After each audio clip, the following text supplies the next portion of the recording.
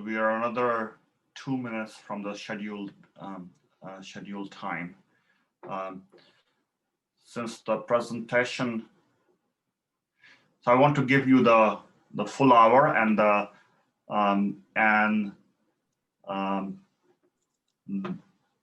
event is live already on YouTube. So I will begin your describing your long and illustrious career Oh, thank you. now. So hopefully I will finish by the time your talk has to start. So it gives me a great pleasure today to have Shriram Rajamani as the keynote speaker for Splash 2020. Shriram is a distinguished scientist and managing director of Microsoft Research India. He has done extensive work on various aspects of programming languages and software engineering, but especially his work on hardware and software verification, type systems, language design has been noteworthy.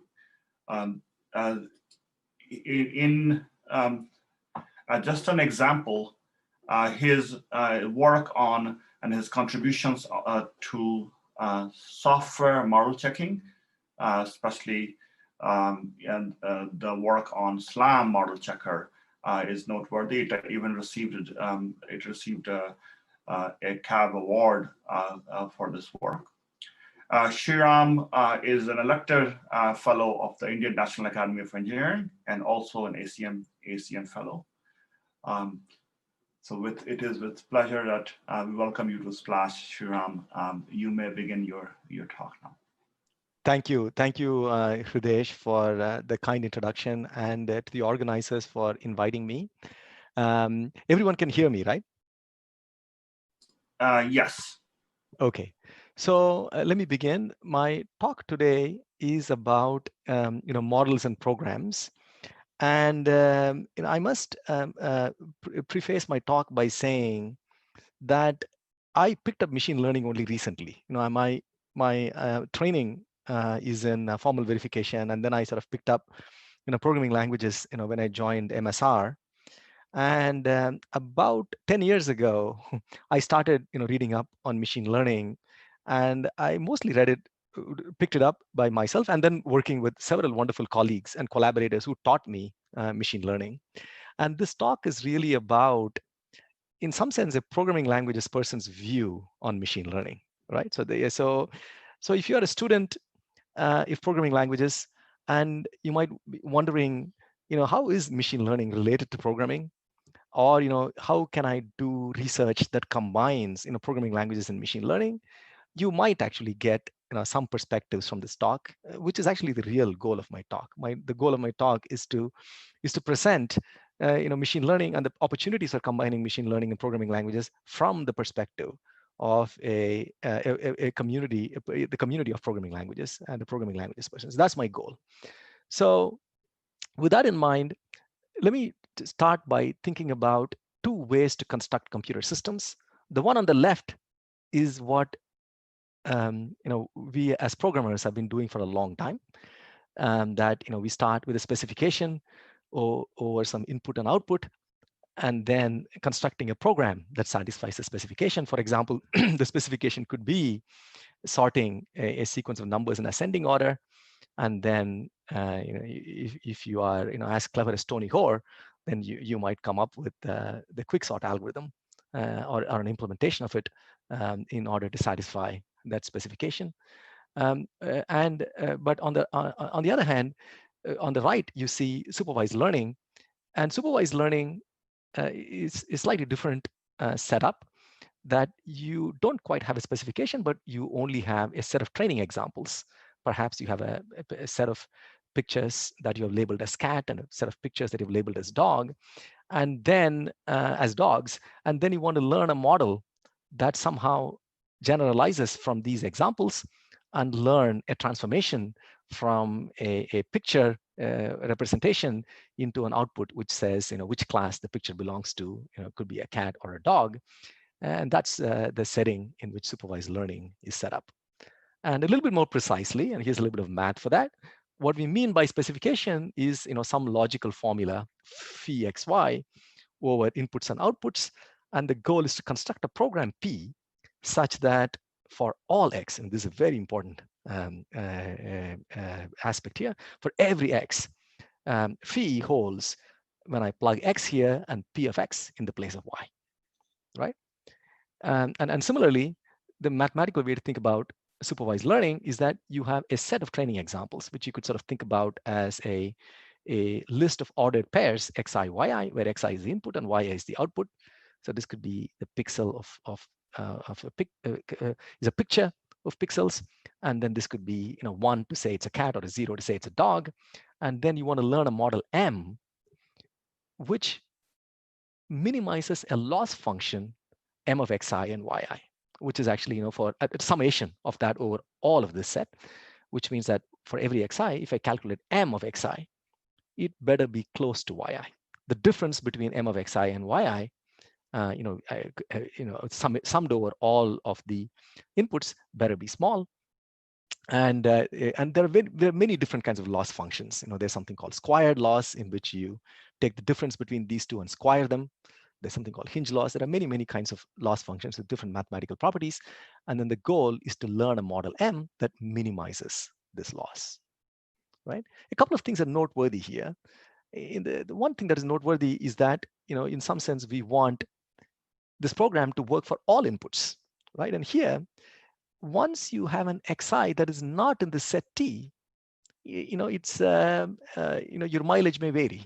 How the model will work on an unseen input is unclear, though the reason why machine learning is popular is that in a lot of cases we can build models that generalize very well, and we can also do things like training set, cross validation. We could do many things to actually get a model that indeed generalizes to unseen examples, though there is no guarantee that it would actually work on unseen examples, right? So that's an important difference that we should internalize. Now I'm sort of stepping back and sort of thinking about, when do these things make sense, right? So the programming makes sense when there are precise requirements and provable programs that satisfy the requirements, even though we might never write these down formally, right? I mean, I can imagine what a specification for a database or an operating system or a device driver would look like. And though I might never really write it down because it might be too expensive, it might be too laborious, but if somebody really asked me to write it, and if there is gives me enough economic incentive to do it, I could do it. And but learning makes sense in situations where it is hard to write precise requirements, right? So if somebody asks you to describe a picture of a cat or a picture of a dog, even if they were to give us a huge amount of money and time and incentive to do that, it would be just extremely hard to actually write those down formally. And problems like image classification, natural language processing, and the other things I've written here, they all have that characteristic. And these are the problems where learning makes sense. So now that now takes us to the central question of this talk, which is that given that these are two different kinds of settings, is there value in combining programs and models, programming and machine learning? So that's the question that we would explore in detail in this talk. And then you might even ask, why bother? Why should we even combine them? And of course, the answer is actually it makes sense to combine them if there are certain problems that can be solved better by combining them than treating them in isolation, or whether we are able to do things better, right? We have to have outcomes that are better by combining them. Perhaps things that are more efficient, perhaps tasks that we cannot do by either one in isolation. So that's what we will explore in this talk. And we will start by, basically the way we will do this is that we will start by superficially combining them. And then we will go deeper and deeper in this talk, sort of like peeling the rings of an onion and then going deeper and deeper. This is what we will do. So let's start with the outermost layer. The outermost layer is, can programs and models serve each other, right? So in the sense that actually, you want to do programming, and then you want models to just serve the task of programming, right? So think about a software development process, an industrial one that has many different phases, maybe coding, code reviewing, testing, deployment, debugging. done with thousands and thousands of engineers. And that process is like any other manufacturing process. And you could collect data and telemetry from such a process, collect data from version control, collect data from test cases, collect data from actual deployments, and then use machine learning models to process the data, and then use those models to make the software engineering process more efficient, right? And similarly, we can use programming tools to actually make learning more efficient. So that is what I would call as serving each other. And in the first case of using machine learning to serve programming, there are, this is actually used very widely. In our lab in Microsoft Research in India, we have been working on a project called Sankey, where we collect data from development, test and build, deployment, post-deployment, and then build machine learning models. And these machine learning models can be used to serve recommendations throughout the cycle.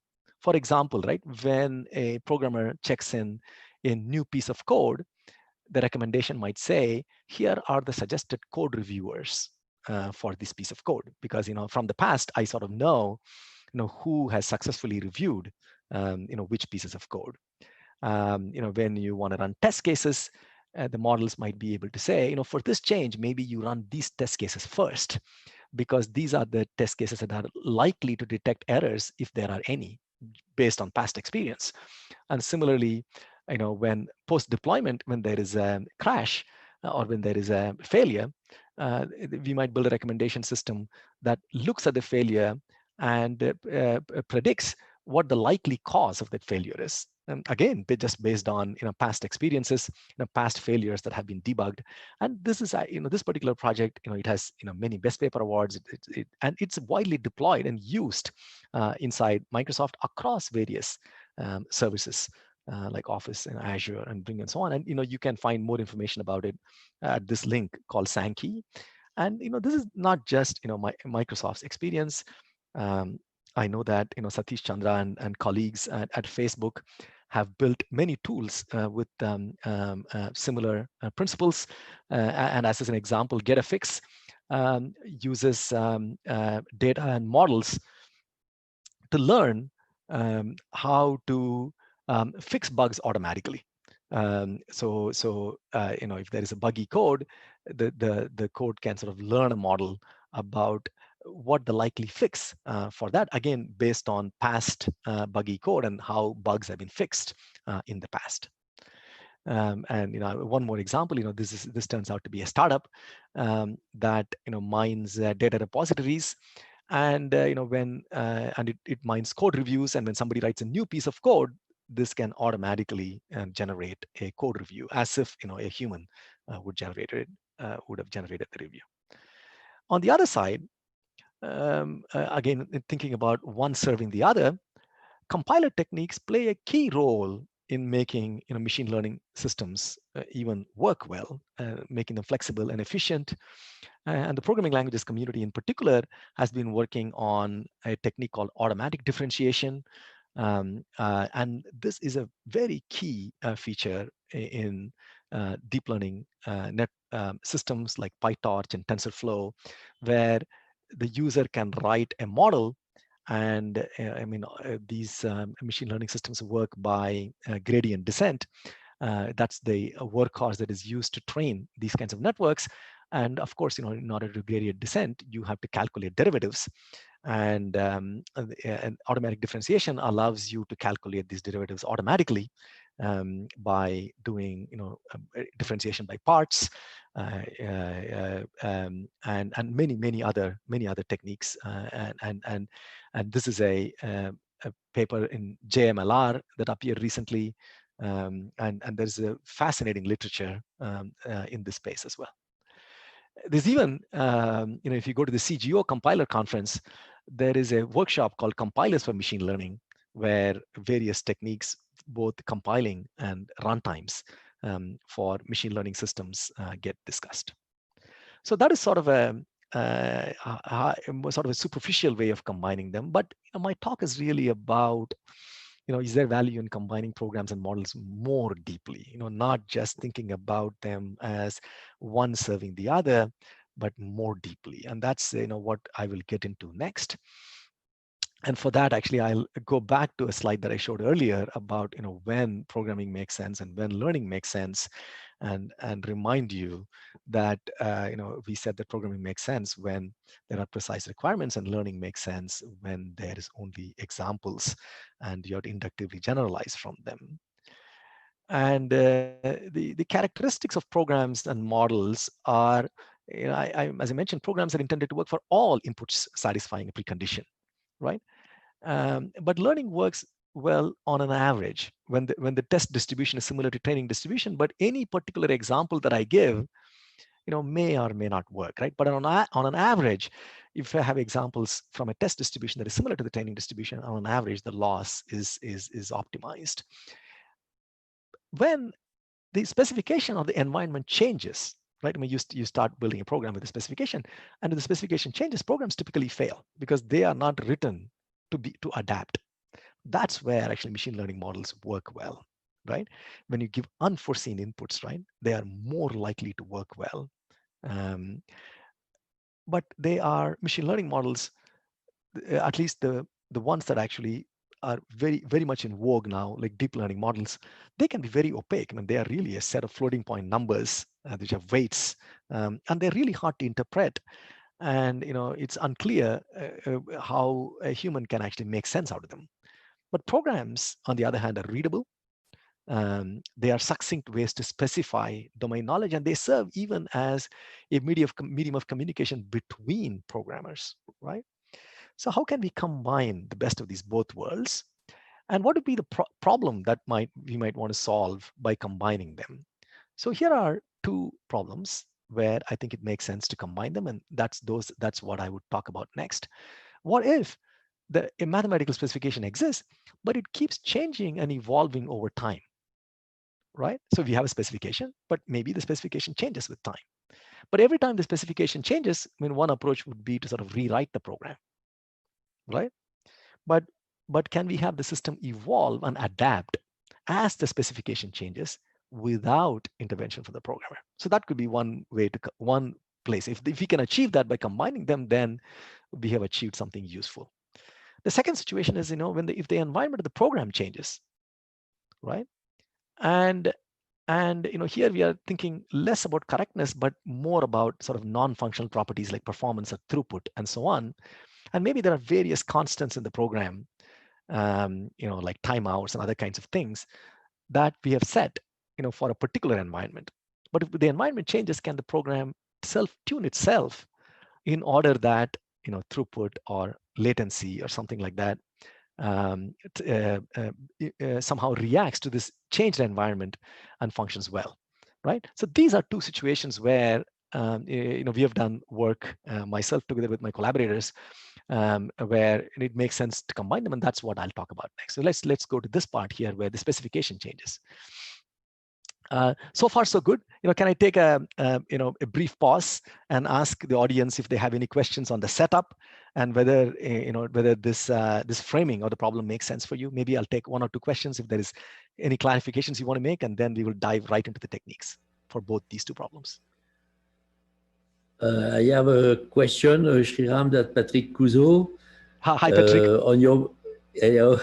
On your picture on neural network, there is no iteration, no recursion on the right. On the left, there is iteration and recursion. So how do you think you can learn anything without an iterating process? And maybe that might be a way of combining iteration and neural networks with programming languages. That's a question. I don't know. So Patrick, right? There are actually neural networks in which you can actually have iteration. For example, those are called sequence models, right? Sequence models are used, for example, in machine translation, when you have to translate from French to English automatically, for example, right? There you want to take a French sentence and you don't a priori know how long the sentence is, right? And then you want to just push it through a machine learning system that gives an equivalent English sentence. So those, if you look at them, right, they look a lot like they have a feedback loop, much like a sequential circuit. And there are very fancy versions of these called, LSTMs, RNNs. RNNs are called recurrent neural networks. And I can, maybe Patrick, right? I could send you a few papers on networks that have loops inside them as well. So in the picture, I didn't show them, but such networks exist as well. Does that help you? Okay. Yeah, Okay. thank you. Yeah.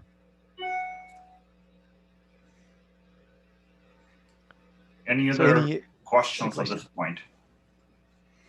I don't see on the conference platform, so Shriram, maybe you can go ahead. Go ahead. Okay, sounds good. Okay. So let's just look at this problem where the specification exists, but it keeps changing and evolving over time. So in particular, right, this is a problem that actually we have solved using this technique, and we've got good results. So now let me just tell you more of an experience with this problem, where imagine you have to parse, a airline reservation email that you get, right? Like for example, when you travel, you get an email saying, your flight is leaving at this time from this airport, and so on. But these, and from this, maybe you want to generate a widget, like for example, what is your departure time? What is your arrival time? What is the airport?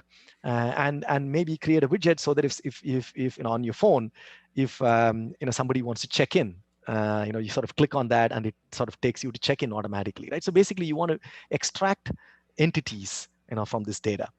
But you want such and that program has a clear specification, as long as the format does not change, right? But what if the format keeps changing, right? Can we still have the program continue to work? This is a health format called HL7. And this is how a patient records in the health industry where it used to be specified. I mean, now there is a newer standard called FHIR, but HL7 is an older standard. And the problem with HL7 is that each hospital has customized the HL7 in their own variant, right? So can you now, as HL7 formats keep changing, can we build a processor for HL7 that somehow adapts and learns, as these formats keep changing? And here is another one where there's a web page that you want to somehow process and extract. What is the name of the product that is being sold? What are the prices, and so on. And then even if you build such a parser, tomorrow the web designer might just change the format, both the layout and the format, and then you continue to want your program to work, right? So how do you build those kinds of systems? And specifically, we spent a lot of time in taking these kinds of emails. These emails, by the way, there's a term for them. These are called machine-to-human emails because they are generated by a machine. The airline itinerary is generated by a machine, and it is sent to a human so that you and I read it and consume it. That's what we call M2H. And the goal is to take these machine-generated emails and build a processor that extracts relevant fields from the email, like a departure airport, an arrival airport, and so on. So that's the goal. And these emails, these systems have to process. Maybe now with COVID, maybe not that many emails are coming, but actually, when before the COVID was there, and now actually after, the planes start going again, you typically get, hundreds of millions of emails. There's huge amount of heterogeneity. There's hundreds of ever evolving formats, and new airlines and new travel aggregators would come and go. There may be some very rare formats with very few emails. And as they change, right, essentially the way the industry works is that they have these people called data annotators, which are humans, who annotate, for each format, they give what the expected answer is, and then they learn a program to effect that kind of transformation. And every time the format changes, the breakage is typically fixed manually, where they re-annotate and they regenerate the programs, right? But the goals that we want to set ourselves is actually you want to self-repair when formats change, when new airlines and travel aggregators come online. Even if you have not seen the format before, as long as the format is similar to other formats that we have seen before, we want to handle them as automatically as possible, and we want to do that predictably. We don't want to build a system that works sometimes and doesn't work sometimes, right? We want it to work, I mean, almost all the time, right? So that's our goal. And there's two approaches to do this. Of course, one of them is using machine learning, where you take here each column is a different airline. AA is American Airlines, DL is Delta, and F could be Frontier Airlines, and this could be some other airline. And and for each of these, you have labeled data as to what the departure airport is, arrival airport is, and then you build a machine learning model that generalizes from those examples. Or you could even use those same examples, and you could either write a program, or you could use a tool, a program synthesis system like the one that Sumit Gulwani and his colleagues have built called PROS, and you can write, you can synthesize a program in a domain-specific language, and PROS has been used very successfully in generating programs in Excel and many other domains. So even from the examples, right, you could either write a program manually, or you could actually synthesize a program automatically in a domain-specific language using a synthesis engine, or you could get a program using a machine learning system, right? But what if the input formats change? If you synthesize programs, then what happens is that the programs fall flat when the formats change, right? But the machine learning models work when the programs change, but they don't get to 100%, right? They work, but maybe they'll work 70%, 80% of the time. But it turns out that if you combine both the approaches, you can get better results than either one in isolation. So let me show you how, right? And the general philosophy that we are going to adopt is that we're going to use machine learning to do generalization, which is to see and to process a new format or a variant of the existing format that we haven't seen. And then we're going to use programs for predictability and getting extremely high accuracy of results. So specifically, right, suppose we train a DNN model using a training data set, and then we get a new input, right? This YX that we have not seen before. It's a new format. Now, if you were to synthesize programs, right, instead of, let me just go back here, if I were to synthesize instead of a DNN model programs using PROS, for example, and then you give it a new input, the programs simply just will fail, right? Because they don't adapt to this new format. And then if you feed it to a DNN, the experience is that it kind of works. It works in some cases, but not in all cases, right? This is typically the experience that you would have, when you feed a neural network and new inputs that are different from what you've seen before, but you will get actually some. It turns out that what we could do, but what you get now is actually labels for this new input, but these labels are not accurate. But we actually, in reality, we don't even know what the answers are, right? Because suppose we assume there's an oracle which tells us what the answers are, and then suppose it turns out that these 4 things you get right and these 2 things you get wrong. Herein comes the really interesting insight that you could actually take these labels, which I don't know whether they are right or wrong, but the only thing I know is that most of them are right and maybe some of them are wrong. And you could actually now feed these labels to a program synthesis engine, and you can generate a program that works for all inputs. And I'll show you how to do that, right? The reason why you can do that is by controlling the domain-specific language that you're using to synthesize the programs. And you can set up the language such that the programs that you generate are usually all right or all wrong, in the sense that you generate a program that either processes all the inputs correctly or it processes none of them correctly. It is actually possible to tune the expressiveness of the programming language so that you can actually do that. And now, you can see how you've combined them. Use the machine learning to get generalization, and then you use the program synthesis to generate predictability. And then what you could also do now is that you could take these labels and then annotate them here and retrain the DNN. And then this process, we find is incredibly useful. And this is what we did. And I'll show you some results on how this works. We built a system called a heterogeneous data extraction framework, where the model is trained using whatever inputs, and then at some inputs, and then you get unlabeled inputs then you'll get noisy labels because you maybe you get only 70% confidence. And then we built a program synthesizer called an ND-SYN program synthesizer. There's more details in our paper. And it actually turns out it doesn't generate one program. It generates what is called a disjunctive program or a covering sequence of programs. And this has significantly higher accuracy than the noise here. And then you could, in a feedback loop, generate and improve the annotations even. And one insight I want to give is that for this particular HTML language, you can design the domain-specific language that you're using to synthesize the programs in such a way that you get this all or nothing property, right? So the particular language we designed, it has the following format. A program is nothing but a filter followed by a transformer, right? It maps, so the way it works is that, it first has a filter, which actually selects which nodes in the HTML tree the entity I want to extract is present, right? And then once you zero in on the node, then there is a sub-language which maybe looks at the strings in that subtree and uses regular expressions and other kinds of things to extract the correct value that I want.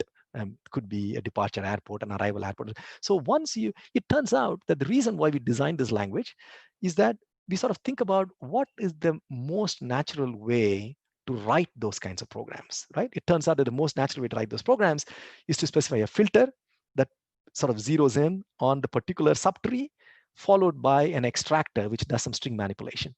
And those are the natural ways to write those programs. And if you design a domain-specific language that is sort of natural to write those programs, it turns out that the program synthesis can act as quote unquote a regularizer. A regularizer is actually a term that machine learning people use to avoid overfitting, right? And it turns out that by designing the right programming language, you can make synthesis function more like a regularizer. And you can read more about this in this paper in PLDI last year, written together with my colleagues. But perhaps actually what is probably more interesting for you is that we have now deployed this inside Microsoft. And when formats change, now this system, which is adaptive, saves about 50% of data annotation bandwidth. So about half the time when the data formats change, we don't have to do anything at all. The system just sort of regenerates the labels, resynthesizes the programs, and just keeps running. The other interesting thing about this system is that programs are what we finally use in the runtime. The machine learning models are used more offline for self-healing and robustness when the formats change. But when you send the email, the system that is used at inference is actually a program. That's a characteristic of the system, and that's actually advantageous because programs are interpretable. So whatever programs we generate, somebody can read them and ensure that we understand them. So that's that, and we are not the only ones doing this kind of work. So I have 3 papers here. This is a paper by Swarat and Pushmeet, Rishabh, and their colleagues in ICML 2018, where they take a reinforcement learning system and then convert a reinforcement learning model into something that's programmatically interpretable. There's another paper here, again, take reinforcement learning, and then they convert the machine learning model into a policy in a programming language, a domain-specific language. And I'll say a little bit more about this towards the end. This is an extremely fascinating paper by Suresh Jagannathan and his colleagues in the last PLDI, where they sort of use this kind of way of taking models and convert them into programs to not synthesize equivalent programs, but to synthesize monitors. And then using these monitors, we can make the system verifiable. And we would talk about that as well towards the end a little bit more. So with that, I'll actually switch. So this is, so hopefully you got some sense of when the specification changes and when the formats change, how can we have the program evolve and adapt? And we're going to have another similar variant where now the environment of the program changes. Maybe the load in the system changes, or maybe the hardware configuration changes. Maybe the number of processes we allocate to the system changes. and then we want the program to self-tune itself in response to the environment. It turns out that such an adaptation we can also do by combining, programming and machine learning. So to give context for this, right, something like this would be very familiar to anyone who works in a large software development environment where you have configuration settings. They are just ubiquitous in software. I mean, these are config files where various parameters are set to some constants here. Again, more things set up here. So these, we're going to call them as decision values, right? These things are a little bit different. These are called decision functions, where here's a function that takes these cell and lines as argument, and it produces a score. And the score is a linear combination of cell and lines. Right? So basically, we have multiplied cell by some alpha, lines by some beta. There's also this min score. Something you could sort of think about this as an offset, right? And so this is called, using some inputs, we have calculated an output, which is a linear combination of those. This one is another one where this function is another one where what we have is much more like a decision tree, right? You have two inputs, some counts, and then essentially we have sort of built a tree here. If under this circumstance you do this and so on, and then you return a Boolean. So all of these are tuning functions, right? We call them as decision functions. And the whole goal of these functions is to improve performance of the system. I mean, these have nothing to do with correctness. And if the environment changes, right, can we learn these? And what happens today is that people hard code these values. And in fact, actually, in a big team, what happens is the people who write this typically leave. They go to some other parts of the company, and then the new people usually scratch their heads on what even these values and constants even mean. And typically you're too scared to even touch them, because if you touch them, then suddenly the system breaks. And this is the reality of large scale software development. So wouldn't it be nice if these constants and these functions can be learned automatically? And that's, I think, one place where programming and learning can come together. And this is something we've been working on. We have a system called programming by rewards, where we call it as PBR. We have built a PBR engine that takes two inputs. The first input is a decision function structure, and the second one is rewards from executions. Let me just show you, right? So so the decision function structure is, here you want to call it decision function, a decision function like this one, right? But instead of hard coding the decision function, you say, oh, I have a PBR, a programming by rewards generated decision function, and this is the ID of the function, and it takes two parameters, maybe count 0, count 1, but I don't know what this function is. Maybe the only thing I know is that it's a linear function, maybe, or it's a decision tree, right? And here what I have is, now I execute this function, and I'm going to learn this function automatically, right? And then a lot of things happen, and then finally I compute a reward. The reward could be the performance of the system or a throughput of the system. And then for this decision, I'm going to assign such a reward, right? And now my goal is that I can now set up an optimization problem, which is that if I run this program many, many times, what is the value of the decision function that I can calculate so that I maximize the reward, right? That's now a learning problem. And the PBR engine can be used to learn such a decision function. And the decision function looks like a program, right? It could be, I could say the format. In fact, actually, I could sort of think about a domain-specific language in which actually I could write the decision function. It could be a tree. It could be a linear function. And you could have different algorithms to learn those kinds of programs. So in fact, actually, in this case, actually, you could learn a decision function which much looks like this, which is what the programmer hard-coded here. And I could actually learn that function automatically. And let me just say a little bit about how this engine works and what insights you get by combining learning with programming, right? So this, from the machine learning perspective, this problem is called learning with black box rewards. So you have, some unknown reward function R, and some known code template for the decision function. In this case, let's say, it's a linear function. So which means that you have, a bunch of parameters, bunch of inputs xi, and you want to learn a vector of weights, which is the linear combination of these xi's. And this value is what you're going to give to the reward, function. Like think about it. Like the way you sort of think about it is that, let me just go back here. These are the inputs and this is the function you're trying to learn. Or maybe these are the inputs and this is the function you're trying to learn. And this value that you return, right, is one number, is a real number. And that number is going to influence how the system performs. And then it's going to get a reward, right? So this linear value that you calculate here is fed into the reward function. And the goal is to now maximize this reward. So find a W that maximizes this reward, right? So it turns out that there are many reinforcement learning optimizers that can do that, but the complexity of them or the number of samples you need is proportional to D, which is the number of inputs you get, right? Or the size of this W vector, right? But it turns out that if it's a linear function, you take W and D and you combine it to one value. If you understand the structure of that function, you have this picture in here where you have D parameters, but only M actions, M decisions. And in most cases, M is just one, which is one value.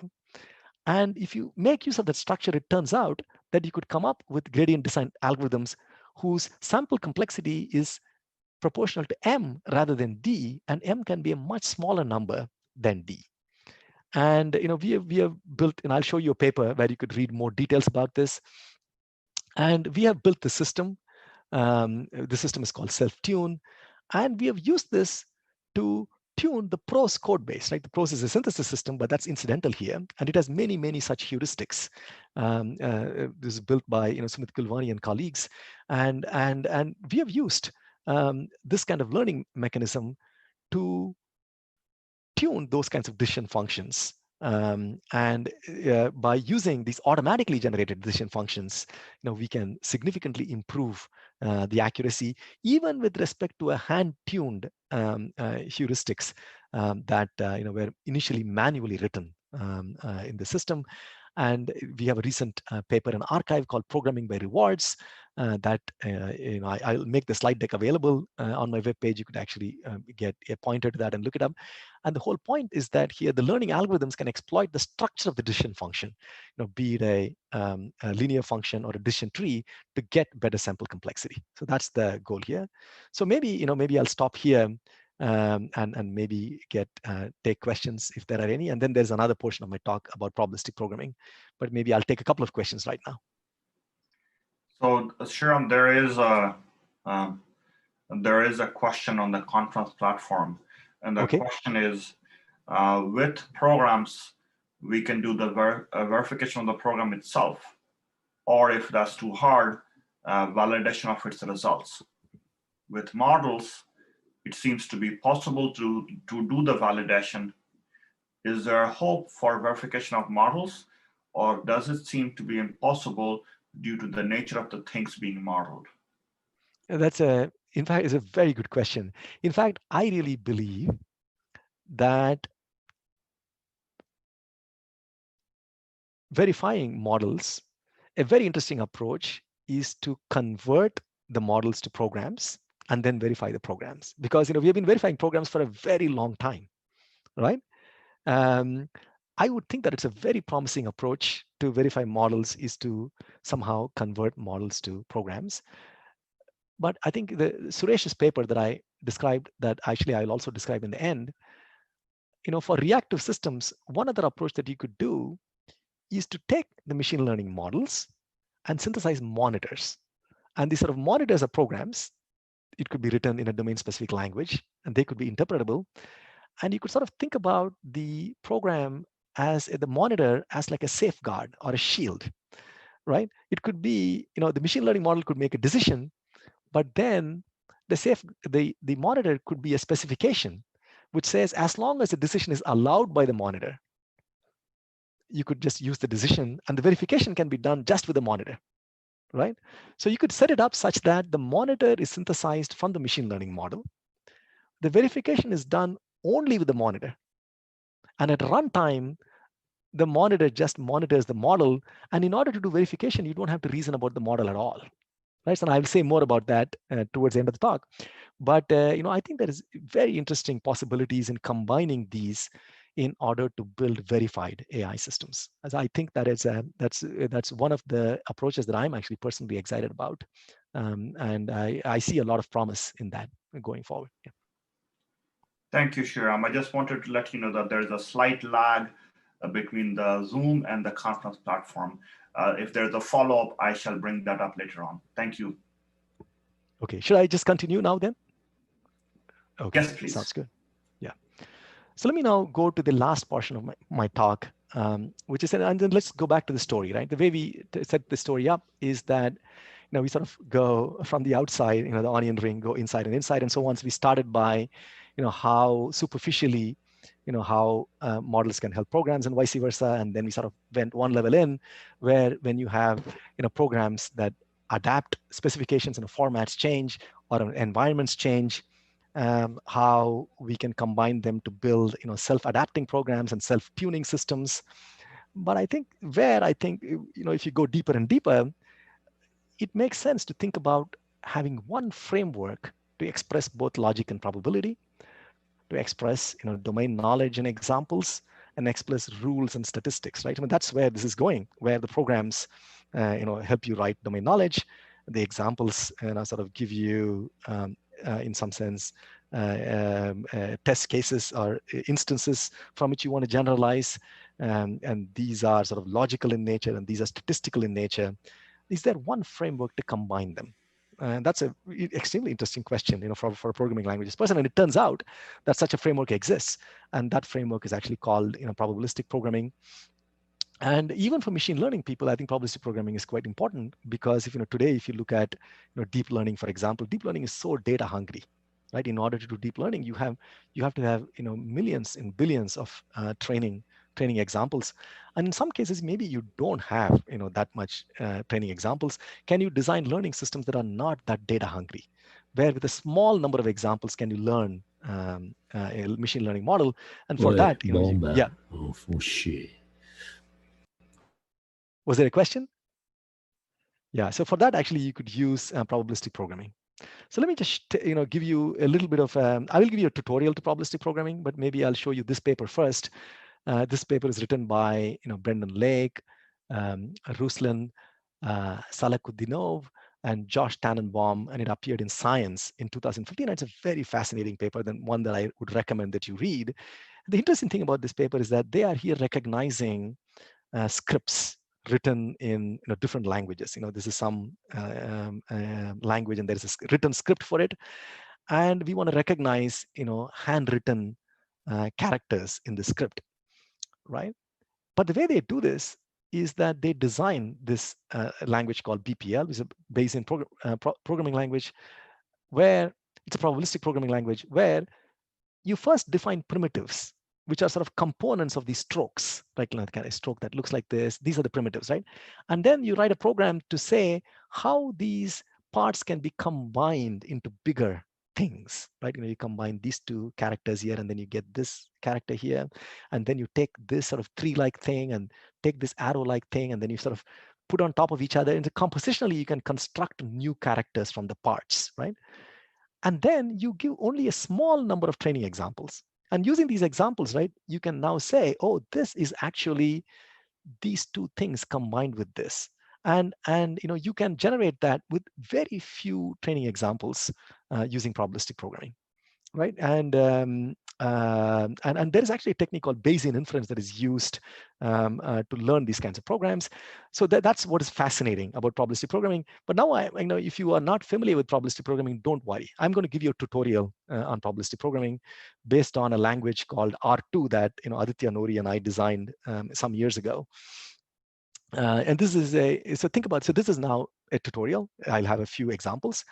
Here is a probabilistic program in this language R2, where you have two booleans, and you have two coin tosses. You have here you're drawing C1 from a Bernoulli distribution. Here you're drawing C2 from a Bernoulli distribution, and then you have this will be true or false with probability 0.5, and then you return a pair C1 comma C2, right? So now what is the meaning of this program? So each time you run this program, you might get true and true, true and false. And you will get that with a probability distribution. Maybe if you run this 1,000 times, maybe you will get false, false, roughly 250 times. False, true, maybe roughly 250 times, right? So this sort of truth table is the probability distribution is the meaning of this program, right? This program is like a generator, and it generates this distribution. So the meaning of and you could formalize this. You could actually give a formal semantics to these probabilistic programs so that the meaning of the program is just this probability distribution. Let me give you something a little bit different here, where in addition to two coin tosses, right? Now I have an observe statement here, which says that one of C1 or C2 has to be true. Either C1 is true or C2 is true, right? Now, what this means is that this excludes the case where C1 and C2 are both false. So if you're a verification person, you could sort of think about this as an assume statement, right? So when I do these coin tosses, and if both C1 and C2 are false, this program just stops, right? And so you never return false, false, but silently just fails. So this program now is only allowed to return the other three cases. And the meaning of this program is this distribution, where false, false occurs with 0 probability, and the other three cases occur with probability 1/3. So this is the meaning of this program. Let me tell you something a little bit more realistic. This is now, unlike the previous ones, which used discrete variables, here I'm going to use say real variables, say floating point numbers here, and this is actually this is from TrueSkill, which was done by the Infer.net group at Microsoft Research in Cambridge. And so here the idea is the following, that you have people playing games online, and in each game, two players play, and say maybe player A beats player B, and you have lots of such results. And from those results, you want to infer the skill of each player, right? So you have maybe 1,000 games have been played between maybe 50 players. And using the results of those games, you want to infer what the skills of those players are. And here's a probabilistic program to model the skill. So the crux of the modeling idea is the following. Here there are 3 players, A, B, and C, and each of them have a skill. And we don't know what the skills of those are. So we sort of think about them as being drawn from Gaussians with, this is the mean and this is the variance, or it could be standard deviation, whatever. So this could be, they are maybe centered around 100 mean with maybe a 10 standard deviation or variance, right? And so you have these 3 skills. And then you have the first game where A plays against B and A has 1. And the way we're going to model it is that we're not just going to say, just because A won against B, we're not going to say skill of A is greater than the skill of B, right? Maybe, A had maybe B had a really bad headache on that day. Like maybe he was not feeling well, right? So what we're going to do is that we are going to take a performance which is a stochastic function of the skill, right? And then we're going to say that because A beat B, we're going to observe that the performance of A in that game is greater than the performance of B in that game, which still allows for B to have more skill, right? So it turns out that this model actually is a pretty good one, and you could just write these models. And then what we're really doing is that using these models and using these observations, you want to infer the skill. And this is actually called the posterior inference. And it turns out that if you actually calculate the probability distribution, you get a probability distribution which says, the variance is about the same.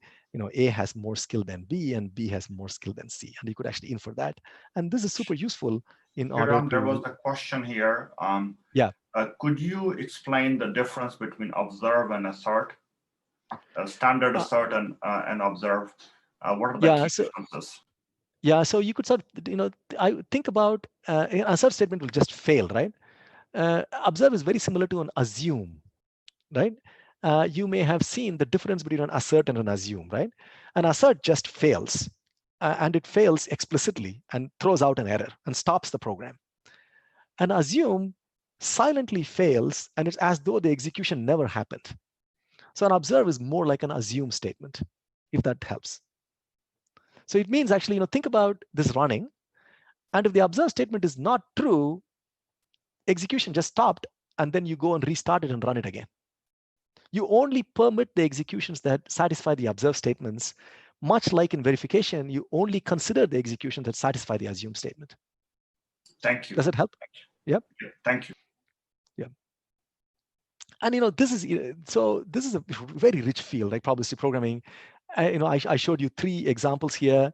there's a paper by Sriram Sankaranarayanan that in PLDI 2013 where they use a probabilistic program to do kidney disease estimation. So I'm not going to go into details here.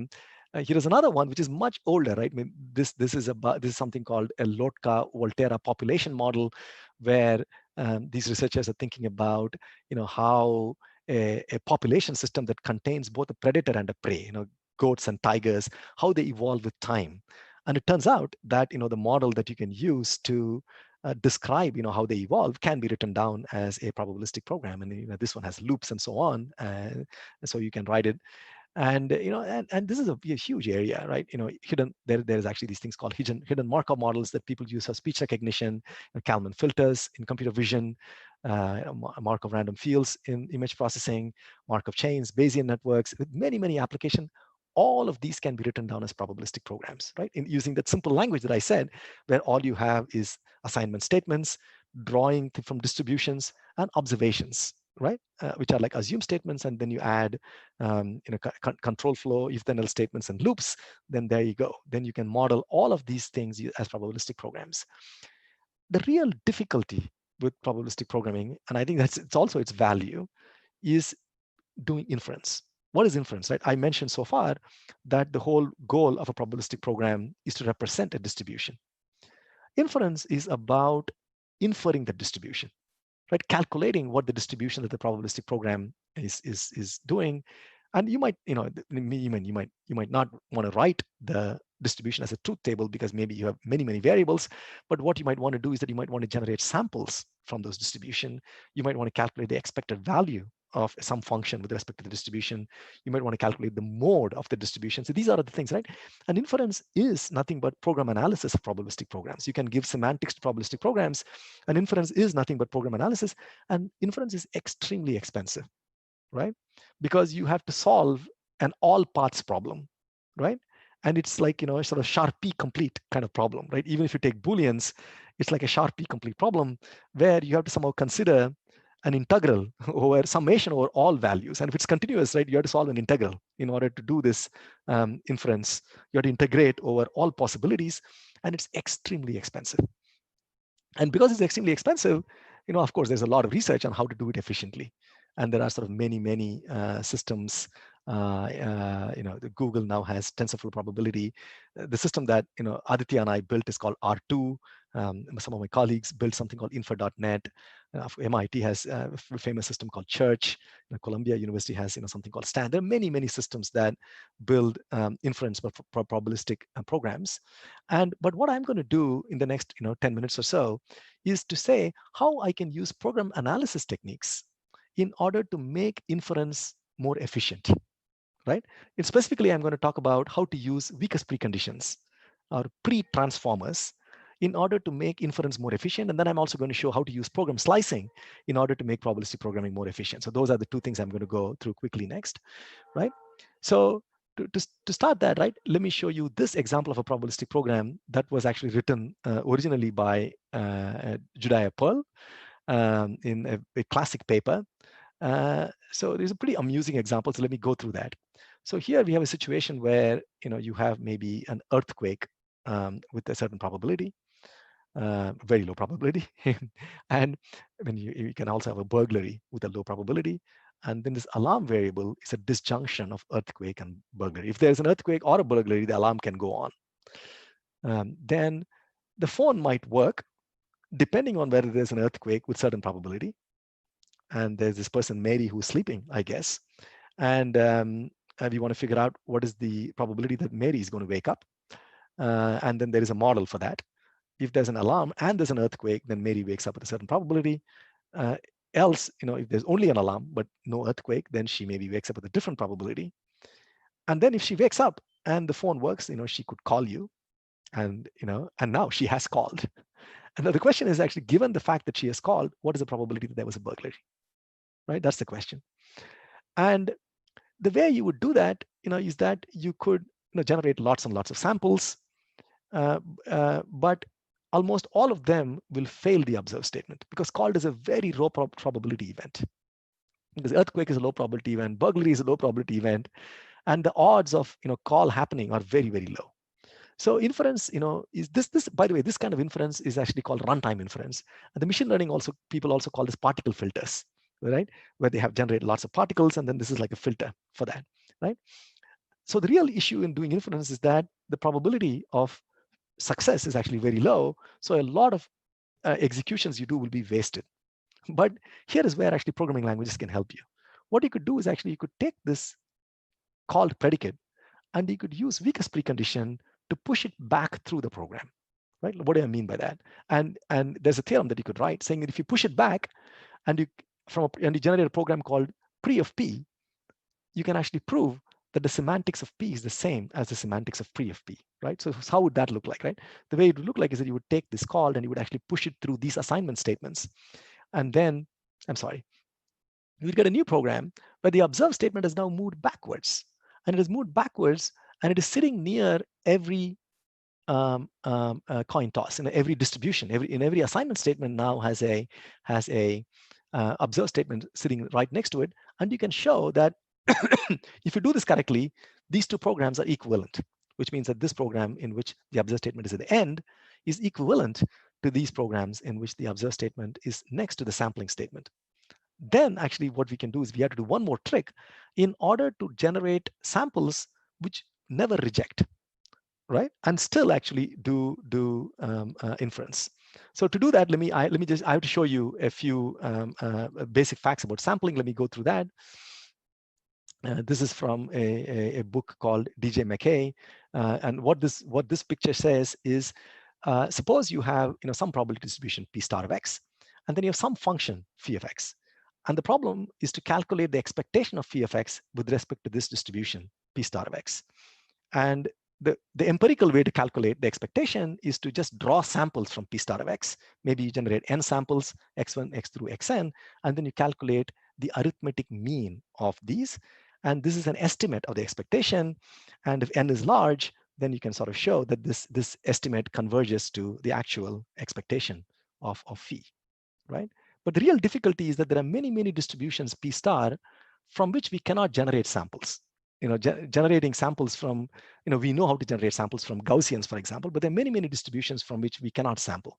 So in reality, what people do is actually they have some other easier and well-behaved function called q star, which are used to generate samples. And then they use something called Metropolis Hastings, where this q function is used to generate samples. And then there is this MH ratio that is being used to is calculated, and the new sample is accepted only with a probability that depends on this ratio. Of course, if a is greater than 1, you always accept it. So here we are sort of doing a Markov chain where you're starting with x, and then we are gradually sort of moving into areas of p star which have higher density. And this is how, this is Metropolis Hastings. It's a very classic technique. But the real point is actually, even if you have Metropolis Hastings, right? If you have a low probability event, most of the samples you generate can be rejected. And here is where the programming languages can help. Now that we have converted every observe statement to happen immediately after a sampling statement, it turns out that, I'll show you a paper where you can calculate these quantities. And here you are drawing. What you can do is that you can now draw from a proposal distribution that is conditioned by phi, and you can calculate this beta and accept the x prime only if beta greater than 1. But everything that you accept is guaranteed to satisfy phi, because you have chosen the proposal distribution so that it satisfies phi. And using this technique, which was presented in AAAI 2014, you can build what is called a rejection-free sampler. You could build a Metropolis Hastings sampler that never rejects, right? So that's a pretty interesting technique. Let me also go through one more thing, which is, as programming languages people, we know program slicing. It's a classic paper by Mark Weiser to take a big program and generate a small slice. It has many, many applications in debugging, optimization, and maintenance. And so it turns out that you can actually slice probabilistic programs as well. And why might we want to do that, and how would you do that? Let me just give you a quick tutorial again on slicing. Slicing depends on concepts like control dependence and data dependence. As PL people, we know that here there is a data dependence between A, which is assigned here and consumed here. Here is a control dependence between S1 and S2. And to a first approximation, right, what slicing is nothing but transitive closure of data and control dependencies, right? So if you want to slice a program with respect to a particular point, you just calculate the transitive closure of the data and control dependencies, and that's the slice. But it turns out that with probabilistic programs, you have new dependencies, right? And here you have two random variables, x and y, and z is some function of x and y. And there's no dependence between x and y itself, but z depends on both x and y. But it turns out that if you observe z or some dependent of z, that observation introduces a dependence between x and y. And this is called observed dependence. And this was first noticed by our PLDI paper on slicing probabilistic programs in 2014. And this area also has seen a lot of follow-up. And this was our paper in PLDI 14. I just noticed that just in 2020, Anindo Banerjee and Torben Amtoft have now written in a complete theory of slicing imperative probabilistic programs, which builds on these ideas. And why might we want to do that, right? If we want to write really large probabilistic programs where people write libraries and then other people use those libraries, then you might want to use things like slicing in order to make the inference more efficient. Otherwise, you will have all these extra variables hanging around. Just in non-probabilistic programs, right? We have techniques like slicing and so on to slice away parts of the program that never get used, right? So those are reasons why you might want to do that. In fact, actually, if you like this area, there is a survey paper that I wrote together with my colleagues in 2014 in ICSE, Future of Software Engineering. This is more like a survey paper. It sort of explains to you what probabilistic programming is. So if you're students trying to learn probabilistic programming, of course, this was like 5 years ago and much has happened, but the basics are the same. The basics on probabilistic programming are the same, so you could enjoy reading this paper. So I'm about to conclude right now. In some sense, what I want to say is that the crux of my talk was about how you can combine programs and models. I started with sort of superficial ways of combining them. Then I sort of talked about situations where specifications change or environments change and how you can adopt, have combined both models and programs to deal with these kinds of situations. And then I sort of talked about sort of the core, which is a very general framework to have both programs and statistics, rules and examples. And this is still an extremely challenging area. Bayesian inference is very non-scalable, and the kind of techniques that I discussed and many more, I think, will be required in order to make Bayesian inference scale to really large programs. So I'll conclude by 3 challenges in the 3 sets of things I discussed. So I sort of discussed the first problem about adaptive specifications and environments. And here, a really important thing is to sort of developing baselines and benchmarks that capture evolution over time. A lot of the machine learning people have precision recall as metrics, and just with one data set. And here, you have to really have a data set which says how these airline formats change over time, or how these shopping sites change over time. And I almost think that we need a new area. I don't know how to call that area. So I've sort of named it as model and program engineering, which sort of somehow calculates the amount of effort that is needed to maintain a model and a program over time, maybe over 1 year as these formats change, and sort of think about metrics for how to measure a success of a technique like the one that I showed you. And I think that this is very important to actually generate benchmarks and a discipline of how to even measure these kinds of things, right? I think that's a very important problem. One of the questions that somebody asked me was, how do you verify in machine learning and AI systems? And I must say I'm really impressed by Suresh's paper in PLDI, where they use these kinds of techniques to synthesize monitors. And the monitors are used to safeguard these kinds of systems. And the cool thing about this approach is that you verify only the monitors. And then the monitors are going to safeguard the systems at runtime. And then the correctness guarantees of the system hold regardless of whatever the machine learning models do. And you don't have to reason about the machine learning models at all. But of course, the machine learning model is used to synthesize the monitor. And I think this approach is super interesting and one I think holds a lot of promise. And finally, we talked about probabilistic programming. I think this is still an extremely wide open area. I mean, I talked a little bit about preconditions and slicing, but it's a huge technical challenge to scale probabilistic programming. It's a huge industrial challenge to build lifecycle tools for probabilistic programs. And I think it's an educational challenge to teach people how to write probabilistic programs. So with that, I'll stop and take questions, and maybe I'll leave this slide and take questions.